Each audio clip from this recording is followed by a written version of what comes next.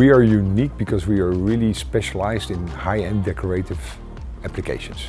And the things we make are wallpaper, wall stickers, we make wall panels, and we do a lot of signing. And now with the flex finish option, we can use glossy and matte in one print. Of course, there already exists a spot layer with different machines, but then it's a different printing head.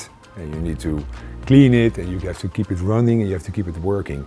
The good thing about the Flex Finish Plus is that you just do it with your regular ink, with your regular ink and your regular printing heads, and that means that you don't have to clean it and to refurbish it and to keep it open.